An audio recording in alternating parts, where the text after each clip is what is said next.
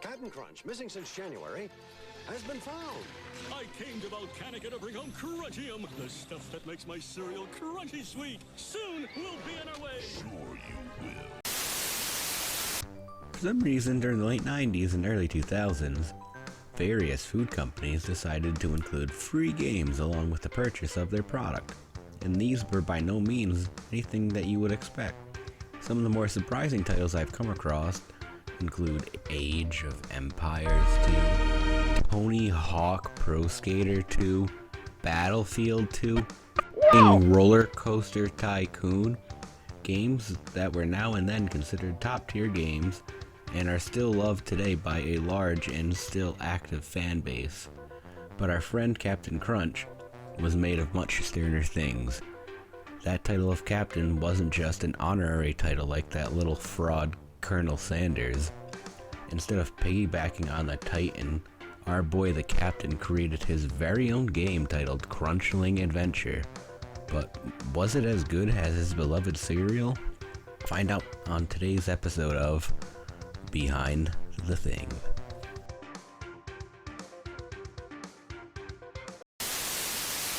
The Captain's in trouble, but you can help him by playing the free CD-ROM game found inside specially marked double packs of Captain Crunch. Crunchling Adventure was released back in 1999 as part of General Mills' Where's Captain promotion. All of America is asking, where's the Captain? Here's your chance to join in the search.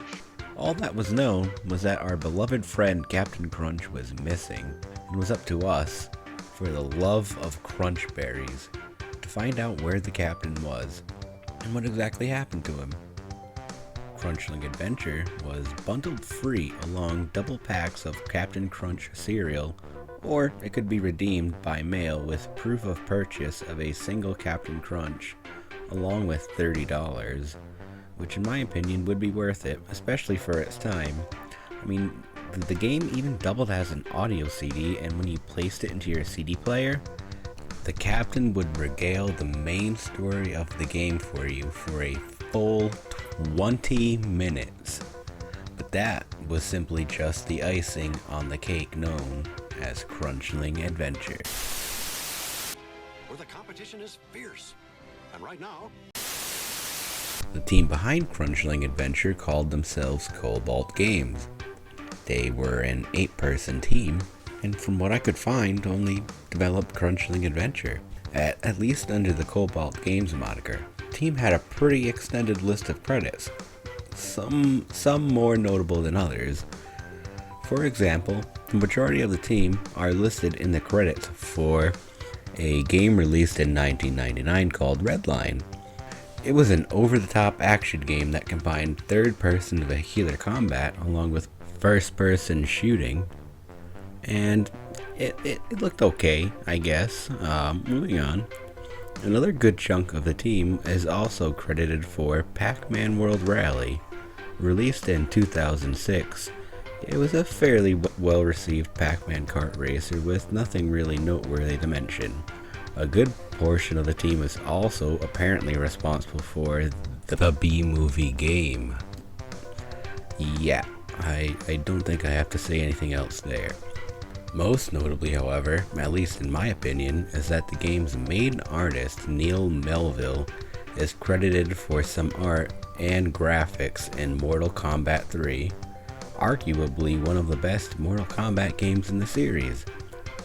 But somehow, this team of somewhat ragtag devs came together and created one of the best prizes to come out of a cereal box to date. And I'll fight you if you disagree with me. Fatality. Hello there, and welcome to Captain Crunch's Crunchling Adventure. I've just returned from the center of the earth. I'd better tell you all about it, since I'm going to need your help. You see, the gameplay of Crunchling Adventure was very simple.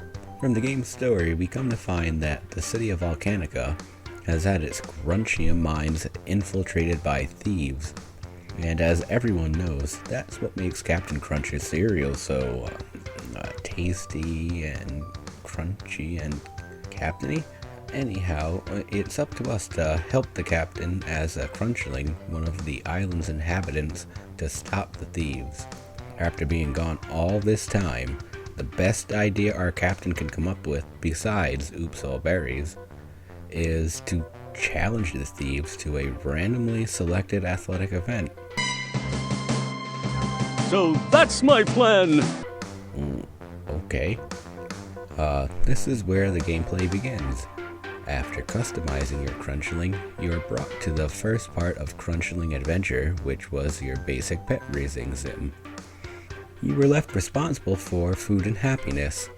The food need was met by feeding your crunchling one of 3 Captain Crunch cereals, and the happiness was met simply by petting your crunchling. The crunchling is a simple creature. The second part of gameplay consisted of training your crunchling in 3 separate events: speed, jumping, and strength. The speed event was your basic infinite runner. Avoid this, collect that. You get it. Jumping was a jumper game. You jump up to the goal using various moving platforms and try to collect the stuff that's out of the way, and in no way really that beneficial in the long run. The strength event was another simple game, but this time it tasked you with throwing rocks at chunks of crunchium as they're being erupted out of volcanoes into the sky above you. After completing each event, your skill in said game would rise, and when the skill bar was full, your crunchling would grow another size and be slightly better at the game each time his level would rise. After maxing your crunchling stats, you are given the option to challenge the Crunchium Thief. The event is randomly generated, and it brings you the same minigame that you've been playing the entire game, but this time the Crunchium Thief's there. Beat the Crunchium Thief score, and well, you win. And then this happens. Way to go! You've saved Crunchium City and all the world's Crunchium! Thanks to you, there will be plenty of Cap'n Crunch cereal forever! 3 cheers for the greatest Crunchling athlete! Holy hell, that is scary. Looking back at Crunchling Adventure as an adult, I can clearly see the game is just a giant advertisement with some okay minigames. The game can be completed in under an hour, but as a child I couldn't really see how commercial it all was. Even while doing research, I couldn't help but being filled with an overwhelming sense of nostalgia. I remember going to my grandmother's house after she had purchased a promotional 2-pack and playing the game over and over again on her computer and having an absolute blast. So while Crunchling Adventure might just be an extremely simple, half-hour-long commercial, it was incredibly fun to play, and I am completely devastated that I couldn't get it to run on my PC.